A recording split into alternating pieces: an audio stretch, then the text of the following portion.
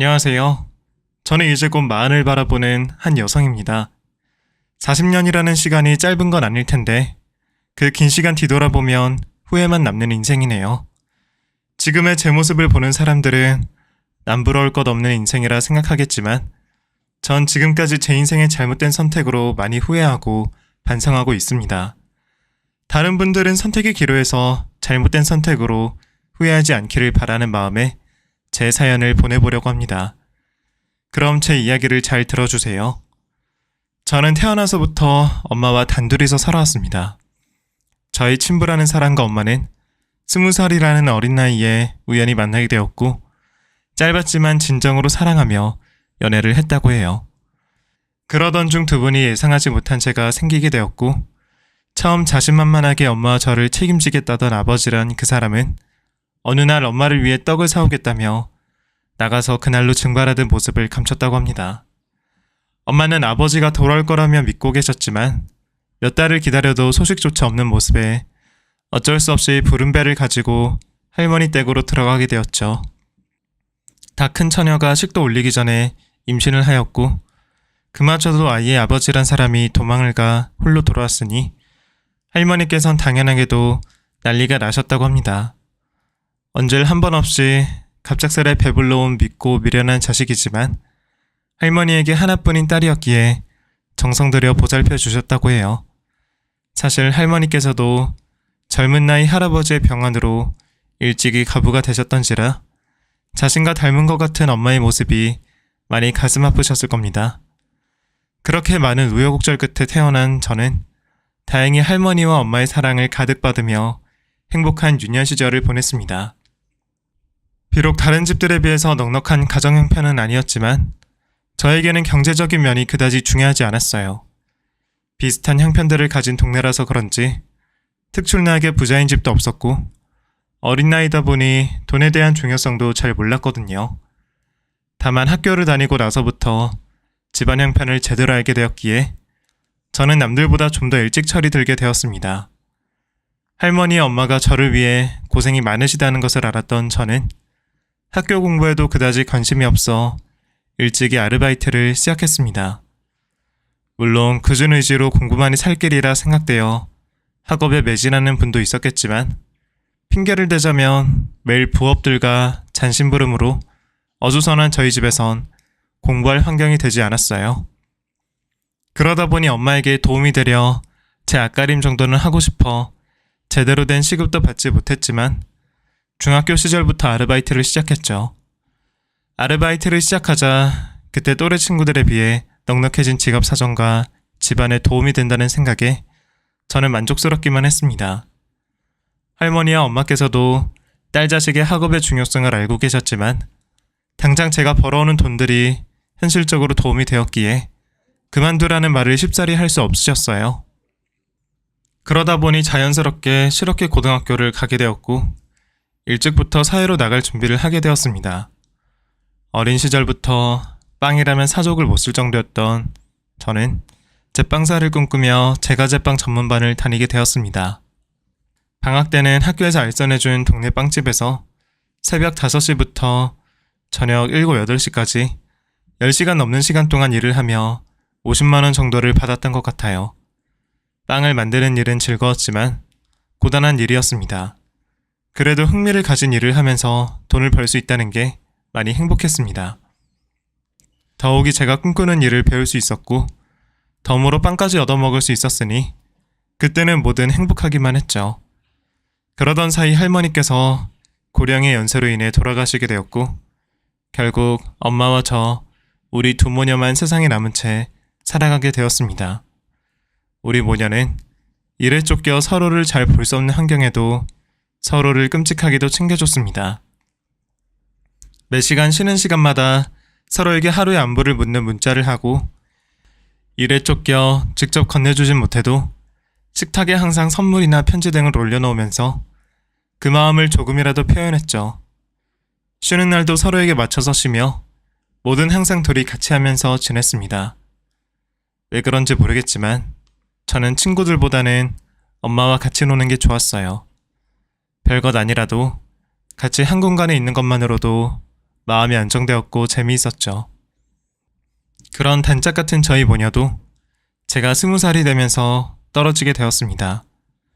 좀 더 많은 돈을 벌고 싶었던 저는 월급을 많이 주던 제빵 공장으로 취직을 하게 되었고, 기숙사가 있던 곳이다 보니 제가 그곳에 들어가 생활하게 되었죠. 처음으로 제대로 하는 사회생활이 겁도 났고, 무엇보다 엄마와 떨어진다는 게 가장 마음에 걸렸지만, 많은 돈을 벌어 엄마와 함께 운영할 가게를 열고 싶었던 저는 그 꿈을 하루라도 빨리 이루기 위해 공장으로 떠나게 되었습니다. 처음으로 떨어지게 된 엄마와 전 한동안 서로가 그리워 참 많이 힘들었어요. 별것 아닌 일인데도 저를 위로해줄 엄마가 없다는 생각에 혼자 기숙사 화장실에서 울기도 많이 울고, 휴문 날이라도 있으면 일이 끝나자마자 엄마에게 달려갔습니다. 엄마는 제가 귀찮을 법도 할 텐데 아무 말 없이 항상 제 칭얼거림을 잘 받아주셨습니다. 하지만 엄마와 떨어져 생활하는 공장 생활도 익숙해지다 보니 결국 어쩔 수 없이 제 몸이 힘든 게 우선이 되어버렸어요. 언젠가부터 휴무나 휴일에는 집에 가기보다는 기숙사에 남아 쉬거나 동료들과 시간을 보냈고, 바쁜 일상을 지내다 보니 점점 엄마에게 무신경해졌습니다. 그러던 어느 날 엄마에게 먼저 전화가 걸려왔어요. 민경아, 많이 바쁘니? 아니, 지금 일 끝나서 숙소 들어가고 있어. 그래, 일 많이 힘들지? 괜찮아. 근데 무슨 일로 전화했어? 그게 엄마가 이런 말 전해서 미안한데 너가 이번 주말에 집에 좀 와주면 안 될까? 엄마 암인 것 같대. 이번 주에 정말 진단 받아봐야 한다고 해서 미안하다 민경아. 일하느라 바쁠 텐데. 언제까지 제 옆에서 건강한 모습으로 있을 것만 같았던 엄마가 저에게 미안하다며 자신의 병을 조심히 알려오는 모습에 저는 하늘이 무너지는 것만 같았습니다. 뭐가 바빠 자신한테 무심하냐고 화를 내었으면 가슴이라도 조금 덜 아팠을 텐데, 되려 저에게 미안하다며 시간을 내달라는 부탁을 하는 엄마의 목소리에 가슴이 찢어질 듯 아팠습니다. 그간 엄마에게 무신경했던 저를 자책했고 제발 오진이길 바랬습니다. 금요일 일을 마치자마자 집으로 간 전 저를 웃으며 반겨주는 엄마를 보자 다시 한번 무너졌습니다. 엄마, 왜 웃고 있어? 이제서야 내가 왔으면 혼이라도 내고 화라도 내야지. 왜 웃고 있냐고. 내가 민경이 너한테 화를 왜 내? 우리 새끼 엄마 아플까봐 얼마나 걱정했는지 아는데. 엄마 괜찮으니까 울지 말고 어서 들어와. 엄마가 빨리 밥 차려줄게. 너 바로 온다고 밥 안 먹고 왔지? 자신의 아픔과 힘든 모습을 저에게 숨기는 엄마를 보게 된 저는 정말 미칠 것만 같았습니다. 하지만 그때까지도 저는 암일 리 없다며 스스로를 속였고, 직접 의사의 암 판정 결과를 받고 나서야 현실을 직시하게 되었죠.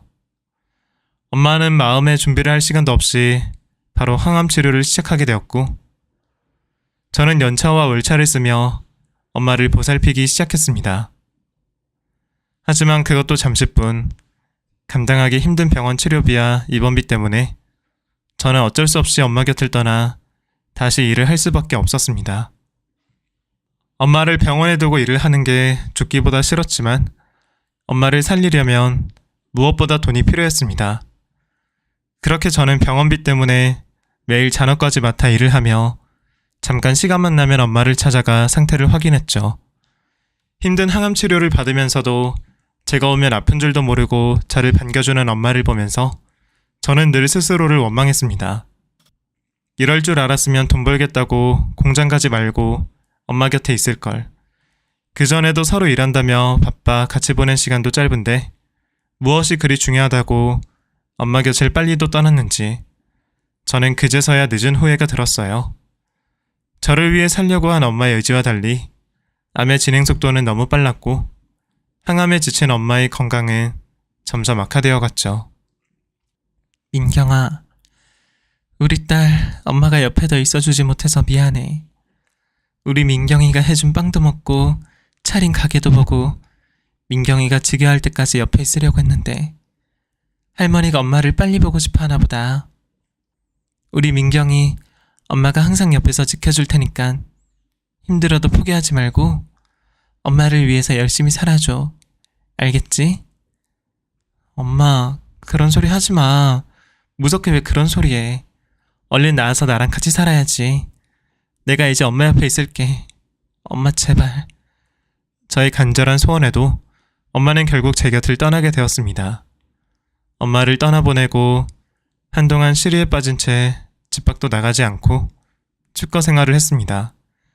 매일 엄마에 대한 그리움과 미안함에 눈물로 보내던 저는 엄마가 저에게 남긴 말들이 생각났습니다. 항상 제 옆에 있겠다고 한 엄마가 지금도 제 옆에서 슬픔에 허우적대는 저를 보고 계실 것만 같았습니다. 엄마를 위해서도 제가 잘 사는 모습을 보여드려야 했습니다. 결국 전 엄마의 흔적이 있던 곳에서는 살아갈 용기가 없어 짐을 모두 정리하고 엄마의 유품만 챙긴 채 다른 도시로 떠나기로 했습니다. 아무런 대책 없이 떠나온 도시였기에 우선은 지낼 곳을 찾게 되었죠. 다행히 혼자 살기 괜찮은 저렴한 원룸을 구하게 되었고 그곳에 짐을 풀기 시작했습니다. 이사 오셨어요? 네? 네. 오늘 이사 왔어요. 근데 누구세요? 여기 사는 사람인데 새로 오셨나 해서요. 네. 그런데요? 뭐 다른 건 없고 그냥 반가워서요. 이웃사촌끼리 얼굴 트면 좋잖아요. 혹시 나중에 뭐 부탁하실 거 있으시면 말하세요.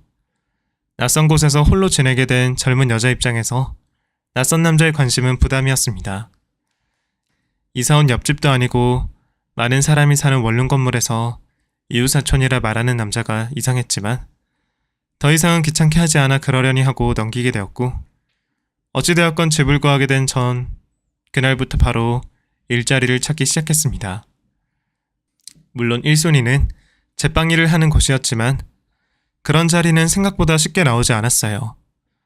월세와 생활비를 마련하려면 무슨 일이든 빨리 구하는 게 좋겠다고 생각한 저는 결국 치킨집 아르바이트를 찾아가게 되었습니다. 그렇게 면접을 보러 가게 된 곳에서 의외의 인물을 만나게 되었습니다.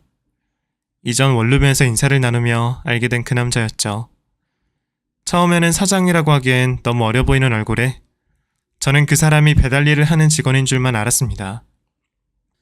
안녕하세요. 저 오늘 아르바이트 면접 보기로 한 사람인데요. 네, 여기 앉으세요. 저희 건물에 새로 이사 오신 분 맞죠? 어떻게 여기 계세요? 제가 여기 사장입니다. 세상 좁네요. 우리 가게 아르바이트 지원하셨구나. 네? 사장님이요? 어쨌든 반가워요. 이것도 인연이네요. 그쵸? 아무리 한 동네라도 그런 우연이 며칠 사이로 겹칠 수 있을까 싶어 신기했습니다. 그렇게 우연한 인연으로 만나 그곳에서 일하게 된 저는 치킨집 사장이었던 제도 씨에게 많은 도움을 받게 되었습니다. 먼 곳에서 이사와 연고도 없이 혼자 사는 걸 알고 있던 제도 씨는 그런 저를 많이 챙겨주었습니다. 연고가 없는 저를 위해서 틈만 나면 동네를 알려주었고 반찬들도 나눠주고 혹 혼자라 식사라도 거르지 않을까 밥도 같이 먹어주었죠. 처음에는 평범하게 챙겨주던 제도 씨는 점점 사소한 것까지 챙겨주며 저에게 이성적인 관심을 표현하기 시작했습니다. 사실 처음에는 그 모습이 많이 불편했어요. 아무래도 제가 월급을 받으며 일을 하는 곳이었고 알게 된 지도 얼마 안 되는 사람의 관심이 고맙기보단 부담스럽기만 했습니다. 그렇게 해서 모른 척하며 지냈지만 저에 대한 마음이 단순한 관심이 아닌 진심을 보여주던 사장님은 변하지 않고 계속 진심을 표현했고 낯선 타지 생활에 많은 의지가 되어주었죠. 결국 저는 그런 정성에 이끌려 제도씨 마음을 받아들였고 저희는 연인이 되었습니다. 사귀고서 서로에 대해서보다 자세히 알게 된 제도씨는 제가 생각한 것보다 좋은 남자였습니다. 비슷한 나이의 남자들은 하루가 멀다 하고 놀기 바쁜데 제도씨는 돈 벌기 위해서 노는 것도 마다하고 휴무 없이 일을 하고 있었습니다. 원룸을 사는 것도 가게 출퇴근이 용이한 것도 있었지만 이미 가지고 있는 자가에서 월세를 받고 있어서였죠. 일찍 돈을 모아서 자기 집까지 가지고 있는 사람이 편한 집 놔두고 불편한 원룸살이를 하는 것도 대단해 보였습니다. 젊은 나이에 자기 집에 자기 가게 차린 것도 대단했는데 그걸 또 아끼면서 검소하게 살고 있는 모습에 저는 한 번 더 반하게 되었습니다. 시간이 지나도 저에 대한 마음이 변하지 않는 그 모습과 항상 착하고 겸손한 모습에 저는 제도 씨와 깊은 만남을 이어갔고 서로 결혼 이야기까지 나누게 되었죠. 사실 제도 씨와 연애를 하면서도 저는 계속 결혼에 대한 불안함이 있었어요. 불우한 제 가정 형편을 저 스스로도 알았고 언젠가는 부딪혀야 할 시댁의 반대에 늘 가슴을 졸였습니다. 그때마다 제도 씨는 저에게 따뜻한 위로를 해주었죠. 민경아, 너무 불안해하지 마. 결국은 어떤 사람이랑 사느냐가 제일 중요한 거잖아. 우리 어머니도 민경이 너 아시게 되시면 분명 좋아하실 거야. 그러니까 너무 걱정하지 말고 우리 같이 버텨내자. 혼자서 그런 걱정을 하고 있을 때 언제까지 제 편으로 있어줄 것 같은 제도 씨가 있어서 늘 든든했습니다. 그래서 예상되는 반대에도 제도 씨를 믿고 결혼을 준비할 수 있었죠. 저에게 결혼 일정을 조율하고 결정할 다른 집안 어른분이 없었기에 저희는 제도 씨 어머님의 허락만 받으면 되었습니다. 이윽고 어머님을 뵙게 되는 날이 되었고 저는 조금이라도 어머님께 마음에 들어보려 머리부터 발끝까지 예쁘게 단장을 하고 선물도 신경을 써서 들고 가게 되었죠. 하지만 어머님께선 제도 씨의 설득에도 불구하고 저를 보시기도 전에 반대를 하고 계셨습니다. 처음 만나는 자리에서도 찬바람이 쌩쌩 불었죠. 이봐요, 아가씨. 내가 제도한테 이야기했지만 결혼이라는 게 어린애들 소꿉장난은 아니잖아요? 나도 혼자 키웠다고 해도 우리 집 사정은 달라요. 우리 남편이 준 재산으로 우리 제도 남들한테 꿀리지 않게 해줄 거 다 지원해줬어요. 얘가 워낙 검소하게 다녀서 그렇지 아쉬울 것 없는 있는 집 자식인데 내가 어떻게 천혜고아랑 결혼을 시켜요. 제도가 아가씨 칭찬하는 거 보면 그래도 영 경우가 없지 않은 것 같으니 이 정도 하면 알아들었으리라 생각해요. 우리 제도 괜히 흔들지 말고 이쯤에서 사라져줘요. 어머님, 제도 씨랑 저 서로 정말 누구보다 사랑합니다. 그리고 저도 제가 어느 부분에서 다른 사람들보다 많이 부족한 것도 알고 있어요. 하지만 저 누구보다 제도 씨와 잘 살 자신 있고 노력하겠습니다. 어머님 후회하시지 않게 결혼해서 잘 사는 모습 보여드리고 싶어요. 그러니까 제발 허락해주세요. 내가 격식 차리고 좋게 대우해주면서 이야기하니까 말귀를 못 알아듣니? 평범한 집안 여자도 눈에 찰까 말까인데 도와줄 부모도 없고 가진 것도 쥐뿔도 없는 너랑 우리 제도를 결혼시킨다고? 내가 그 꼴은 볼 수 없지. 그리고 아무리 생각해도 너가 일부러 우리 제도한테 접근한 게 너무 티가 나잖니. 너 사는 것도 일하는 것도 네가 제도랑 만난 게 전부 우연이라고? 아예 솔직히 말하지 그래? 우리 집 재산이 탐이 난다고. 하도 어렵게 산 거 억울해서 부자 남편 잡아서 호의호식하면서 편하게 살고 싶다고. 우리 제도는 어떻게 꼬셨을지 모르겠지만 난 호락호락하지 않으니 내 눈에 흙이 들어가기 전에 결혼은 꿈도 꾸지 마라. 저는 그때 처음으로 알게 되었습니다. 남편이 그 단순한 원룸 세입자가 아니라 어머님 건물에서 관리를 하며 산다는 걸요. 하지만 제가 몰랐다는 사실은 중요하지 않았어요. 이미 어머님께서는 아무것도 가진 것 없는 제가 남편과 시댁의 재산을 노리고 의도적으로 접근했다고 생각하고 계셨습니다. 그 후로 몇 번이나 찾아가 뵙고 제 진심을 보여드렸지만 어머님께서는 쉽게 마음을 허락하시지 않으셨습니다. 그렇게 어머님의 반대 속에서 저희는 2년이라는 시간을 더 버텼습니다. 굳건하신 어머님도 결국 아들을 꺾을 수 없었는지 결혼을 허락하셨고 우리는 결혼식을 치를 수 있었습니다.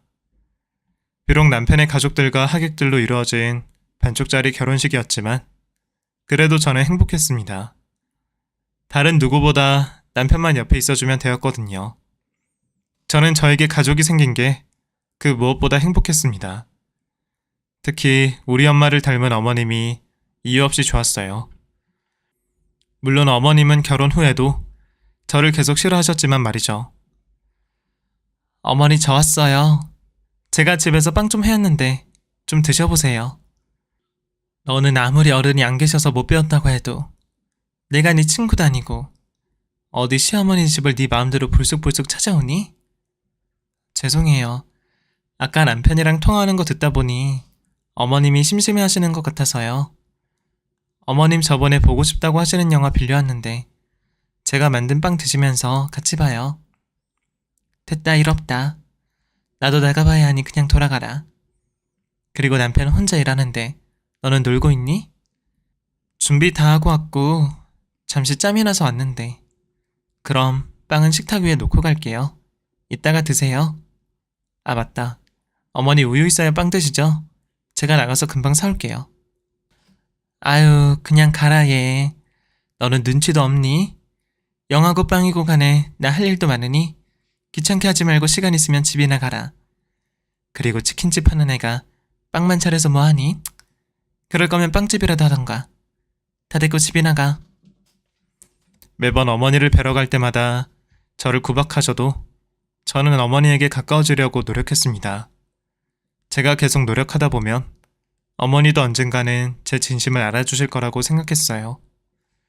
그렇게 저는 어머니의 인정을 받으려 시댁도 왔다 갔다 하면서 노력하며 남편과의 행복한 신혼생활을 즐겼습니다. 결혼 후에 저희 부부는 이전부터 일하던 치킨집을 함께 운영하게 되었죠. 하지만 점점 많아지는 경쟁업체들로 인해서 매출이 줄어들기 시작했습니다. 하다못한 저희가 가게 밖으로 나가 이벤트도 벌여봤지만 그때 잠시만 매출이 올라갈 뿐 가게는 점점 파리만 꼬여갔죠.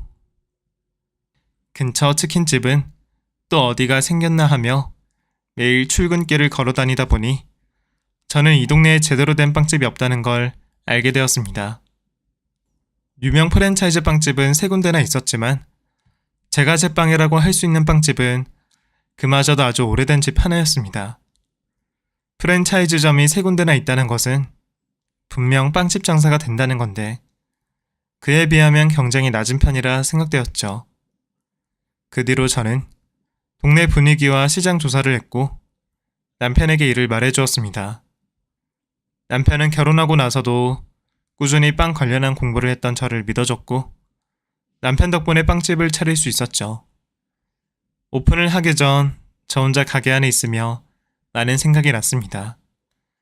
사랑하는 우리 엄마가 오늘 같은 날 저와 함께 있어줬으면 얼마나 좋을까 싶었거든요.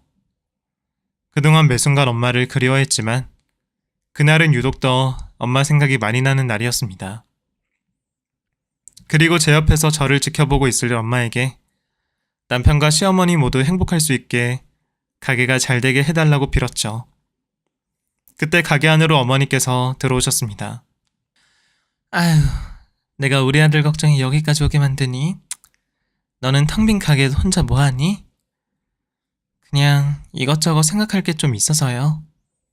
내일 첫 장사인데 지금처럼 멍하게 있지 말고 괜히 힘들게 한 가게 말아먹지 마라. 네, 어머님. 근데 어머님 어떻게 오셨어요? 아들 돈 들어간 곳인데 내가 뭐라도 가지고 와야지. 가게 밝아지게 화분 몇 개 가져왔으니 괜히 죽이지 말고 아들 시키지 말고 네가 물 주고.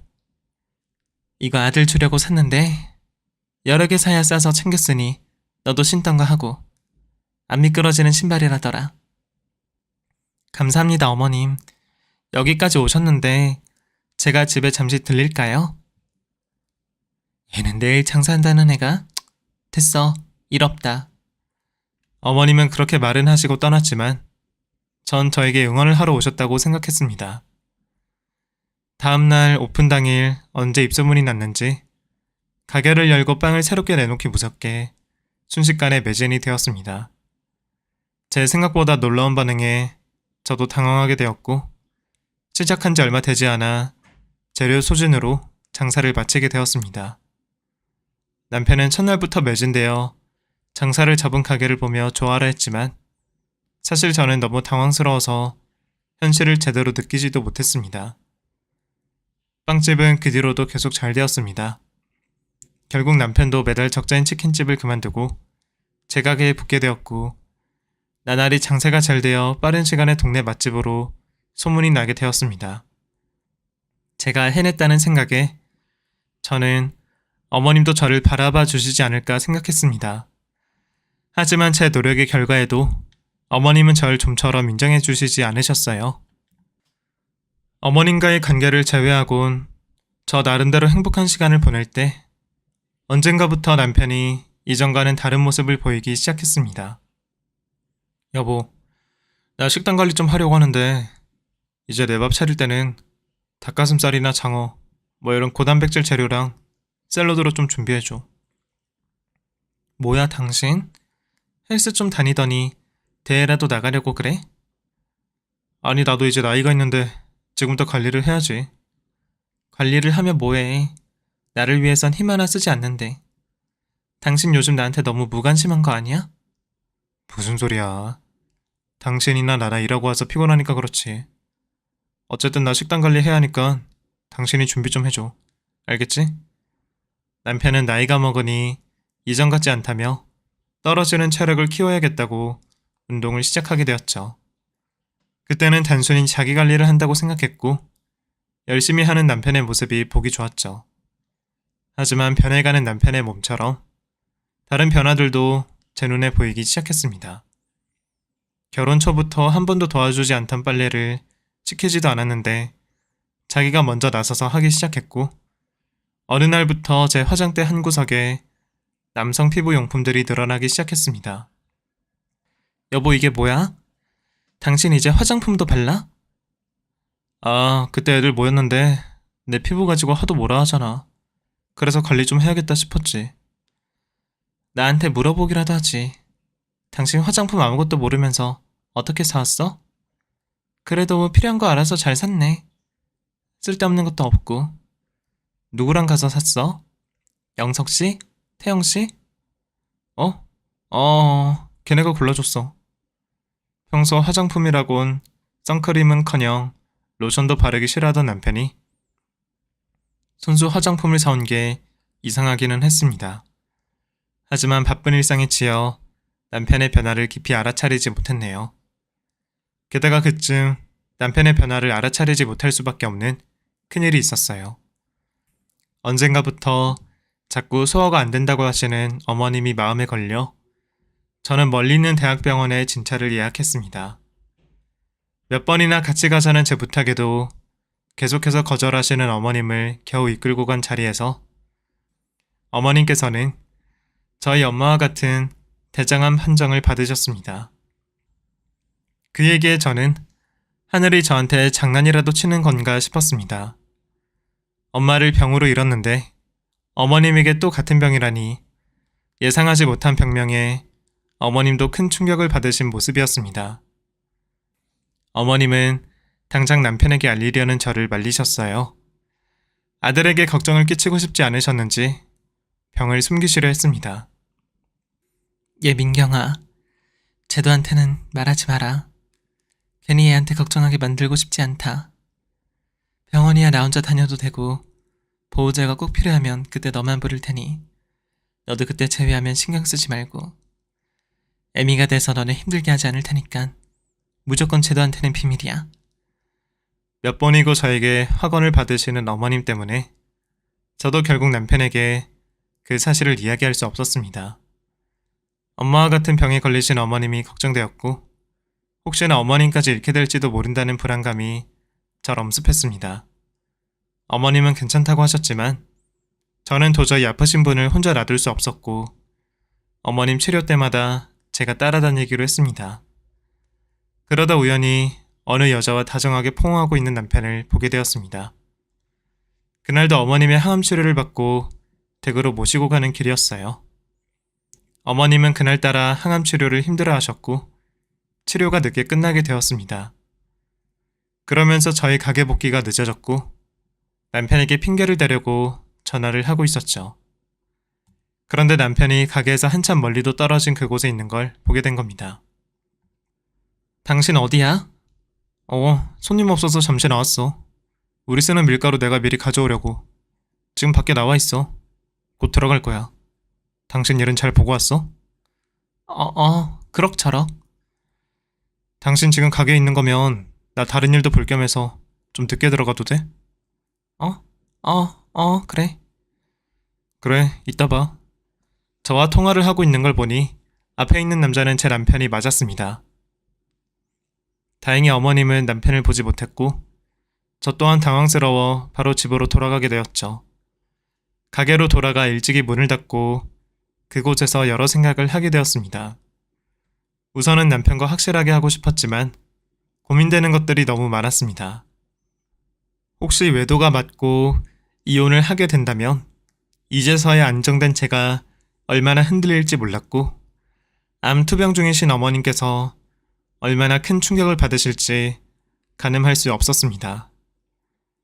그러다 보니 제 스스로 남편의 외도가 잠깐의 흔들림이라고 생각했던 것 같아요. 나에 대한 마음만 변하지 않는다면 단순한 호기심으로 시작된 외도는 한 번 정도는 이해해 줄 수 있었습니다. 남편을 용서하려 마음먹은 저는 집으로 돌아온 남편에게 직접적으로 물어보았죠. 나 오늘 당신이 다른 여자랑 포옹하고 있는 거 다 봤어.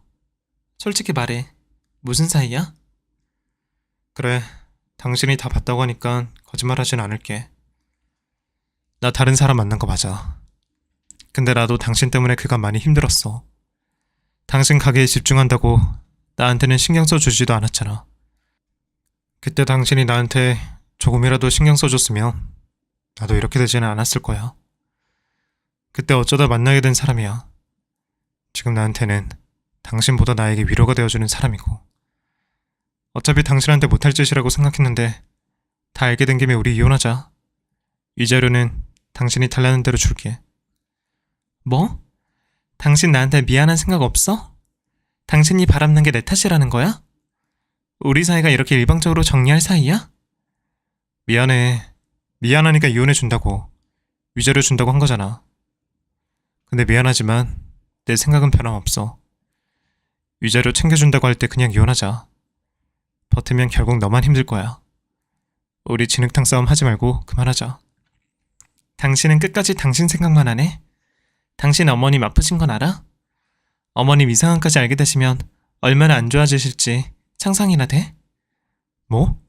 엄마가 아프다고? 어디가 아픈데? 언제부터 아팠는데? 남편의 뻔뻔한 모습에 저는 결국 어머님의 투병 생활을 알리고 말았습니다. 그리고 하나뿐인 어머님을 모른 척할 수 없었습니다. 남편의 흔들림을 이렇게라도 막고 어머님을 위해서 합심하다 보면 다시 정상적으로 돌아갈 수 있겠다고 생각되었죠. 하지만 그건 저만의 착각이었나 봅니다. 남편은 어머님이 돌아가기 전까지만 결혼 생활을 유지하자 했고 자신의 마음은 변함이 없다고 저에게 통보를 했습니다. 배신감의 이혼을 생각했지만 여전히 어머님이 마음에 걸렸습니다. 엄마를 허망하게 떠나보내고 했던 그 후회를 다시 하고 싶지 않았어요. 결국 오랜 고민 끝에 저는 이미 마음 떠난 남편이 아닌 어머님의 편안한 마지막을 위해서 이혼을 잠시 미루기로 했죠. 남편은 여자에게 빠져 아프신 어머니와 있는 시간이 줄어들었고 저는 하나 있는 아들 대신 어머님을 위해 제가 모든 걸 희생하기로 했습니다. 가게는 직원들에게 맡기고 어머님 곁에서 24시간을 간병하기로 했죠. 1년이 넘는 긴 시간이었지만 간병하면서 피곤해지는 제 몸보다는 계속되는 항암과 악화되는 암으로 힘들어하시는 어머님을 보며 아무것도 할 수 없는 게 가장 힘들었습니다. 제 노력에 불구하고도 계속해서 안 좋아지시는 어머님은 결국 호스피스 병동으로 가시게 되었습니다. 그런데 그 와중에 남편은 어머니 걱정을 할 시간에 저에게 이혼을 요구했습니다. 어머니 얼마 안 남으신 거 알면서 꼭 이렇게까지 해야 돼? 무슨 일이 있어도 이혼해 주겠다니까? 그래, 어차피 할 거 빨리 하자는 거야. 나랑 끝나면 당신도 굳이 이 고생 안 해도 되잖아. 그럼 자책할 필요도 없고. 당신 정말 인간 맞아? 당신 어머니가 아프다고. 늦었지만 지금이라도 어머님 옆에 있어줘야 하지 않아? 아, 됐고. 빨리 이혼이나 해줘. 나 또 가봐야 되니까. 어머님에게 온 신경을 쓰기에도 빠듯할 때 남편은 상속 때문인지 저에게 이혼을 재촉했습니다. 계속 보채는 남편 때문에 결국 저도 합의 이혼을 해주었죠. 하지만 이혼을 하고도 전 아무것도 모르시는 어머님께 조금이라도 위안이 되려고 곁에 남아있어야 했습니다. 그리고 투병 생활 내내 힘드셨지만 다행히 마지막은 편안하게 돌아가시게 된 어머님의 마지막 자리를 모실 수 있었어요. 긴 간병 생활에 제 눈물도 다 말랐다고 생각했는데 어머님을 떠나보내고 계속해서 눈물이 흘렀습니다. 제 나름대로 한다고 한 간병이었는데 역시나 어머님이 떠나시자 제가 못한 것들만 생각이 났습니다. 그래도 저도 노력한 게 있으니 이전에 엄마를 떠나보냈을 때처럼 후회가 되지는 않았지만 사랑하는 사람을 떠나보낸다는 건 몇 번이 반복되어도 절대 익숙해지지 않는 듯 했습니다. 그렇게 어머니의 장례를 치르고 제 마음속에서도 어머님을 떠나보내기로 했습니다. 그런 다짐에도 불구하고 그러기가 쉽지 않았어요. 마지막으로 어머님 유품을 정리하러 집을 들어가니 또다시 가슴이 아파왔거든요. 어머님이 지금 당장이라도 안방문을 열고 나오실 것 같았는데 주인이 잃은 집은 너무나도 고요했습니다. 눈길 가는 곳 하나하나 어머님과의 기억이 없는 곳이 없었어요. 그곳에서 밥도 먹지 않고 이틀을 지내다 꿈에서 어머님이 나오셨는데 반가운 제 마음과 달리 어머님은 제가 또 못마땅하신지 혀를 차시더군요. 그러시면서 내가 마지막으로 말한 건 그새 또 까먹었냐? 라며 절 구박하셨죠. 그제서야 꿈에서 깨며 기억이 났습니다. 어머님이 마지막으로 말씀하신 유언 말이죠. 그렇게 어머니의 마지막 유언을 확인하려 급히 안방으로 간 저는 장판을 뜯기 시작했습니다. 그리고 밑을 확인한 순간 그 자리에서 오열을 할 수밖에 없었습니다. 그곳에는 언제 찍어 현상해 두신 건지 어머님과 제가 함께 찍은 사진이 가득했고 어머님이 손수 적으신 것 같은 일기장이 있었습니다. 그리고 펼쳐본 그 일기장엔 어머님의 평생 동안의 진심이 들어있었습니다. 어머님께서 표현을 못하셨지만 결혼하고 나서 제 모습이 좋으셨나 봐요. 그날마다 저와 있었던 일들을 일기로 적으시고 저에 대한 마음을 표현하지 못한 글들이 적혀 있었죠. 2월 9일 날씨 맑음. 이놈의 못된 할망구 다 늙어서 며느리한테 잘해주면 참 좋을 텐데 이게 마음처럼 쉽지가 않다. 항상 민경이에게 고맙고 미안한 마음이다.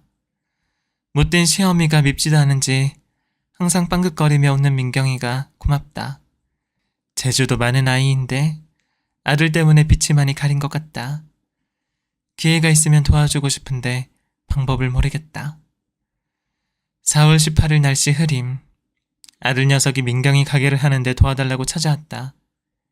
민경이가 와서 부탁했으면 어색한 관계도 풀 수 있었을 텐데 눈치도 없는 아들놈. 그래도 민경이 꿈이라던 가게를 열어줄 수 있어 도움이 된 것 같아 다행이다. 저는 남편이 도와준 줄만 알았지 제 가게를 어머님이 도와주신 줄은 몰랐습니다. 그런 줄도 모르고 그동안 모두 남편 덕인 줄만 알았죠.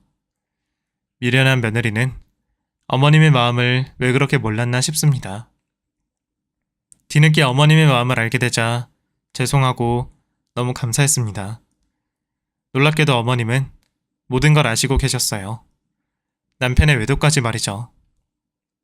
민경아, 너가 이 편지를 읽는다면 이 고집센 늙은이가 끝까지 속내를 표현 못하고 간 거겠구나. 미안하다. 나이만 많이 들었지. 너보다 철을 덜 들었는지 처음 내게 한 말이 있어 쉽사리 너에 대한 내 마음을 표현 못했다. 뒤늦게나마 내가 민경이 너를 아끼고 자랑스러워했다는 사실을 알아줬으면 한다. 그리고 못난 아들을 둬서 미안하다. 내가 자식을 잘못 키웠다. 그 녀석과는 꼭 이혼을 해서 네가 더 빛나길 바라마. 그리고 너가 나 때문에 그 못난 녀석과 힘든 시간을 억지로 버티고 있다는 것도 알고 있어. 내가 먼저 떠나라고 했어야 했는데 내 옆에 있어주는 너와의 시간이 너무 행복해서 욕심이 났구나. 미안하다. 무엇으로도 너의 시간을 보답해주지 못하는 걸 알지만 내 조금이나마 너에게 가진 빚은 갚고 싶구나. 나와 같이 한 시간이 너에게 힘든 시간이란 것도 알고 있고 아들 일로 면목도 없지만 민경이 네가 잠시 나의 며느리가 되어준 걸로 나는 너무 감사했다. 너로 인해서 내가 행복했고 다시 사랑받는다는 감정을 느낄 수 있었어. 마지막으로 끝내 못했던 말을 해본다. 사랑한다 내 며느리, 내 딸 민경아. 저에 대한 마음을 표현하신 편지를 보며 한참을 앉아 오열했습니다. 할 수만 있다면 시간을 되돌려서 어머님과 시간을 더 많이 보내고 싶었어요. 돌아가시고 나서야 알게 된 어머님의 진심에 제 마음의 여운이 가시기도 전에 남편은 저에게 어머님 재산 상속이 이상하다며 먼저 연락해왔습니다. 어머니가 당신한테 재산 상속한 거 알고 있었어? 나도 이제서야 알았어. 뭐? 그걸 당신이 왜 받아? 엄마가 당신을 얼마나 싫어했는데. 왜 당신한테 재산을 주냐고? 그 재산 당신은 가질 자격 없는 거 알지? 내가 왜 자격이 없어? 어머니 아프신 거 알면서도 여자한테 빠져서 무관심했던 건 당신이야. 당신이 어머님 투병 중에 노력하는 모습이 조금이라도 있으면 몰라. 근데 자기 엄마한테 그따위로 하고도 또 돈 타령이니? 혼자 북치든 장구치든 알아서 해봐. 난 어머님 유언대로 진행할 거니까. 바람난 여자에게 빠져 조강지쳐버리고 어머님 투병 중에 이혼을 진행한 남편은 그제서야 저에게 연락이 와서 상속에 대한 자격이 없다고 했습니다.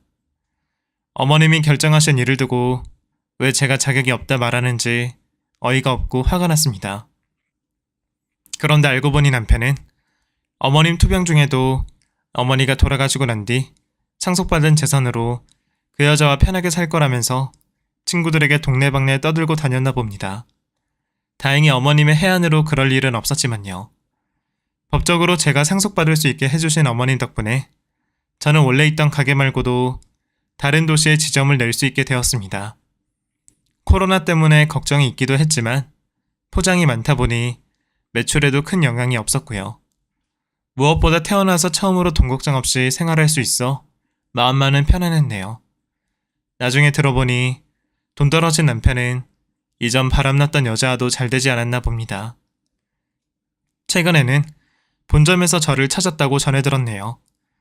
물론 제가 모르는 사람이라고 사전에 차단했기에 마주칠 일도 없었지만 바람난 논념들의 말로가 결국 그렇죠 뭐. 지금도 엄마와 저희 시어머님 기일을 기리고 있습니다. 엄마를 먼저 잃고 같은 후회를 하지 않으려고 어머님에겐 더 잘하고 싶었는데 그마저도 다른 후회가 남았네요. 어느 정도 마음 정리가 된 저는 이제 어머님 두 분이 제가 어떤 삶을 사시길 원하실지 고민하면서 앞으로를 그려볼까 합니다. 제 사연 읽어주셔서 감사하고 제 선택에 행복이 가득하길 빌어주세요. 감사합니다.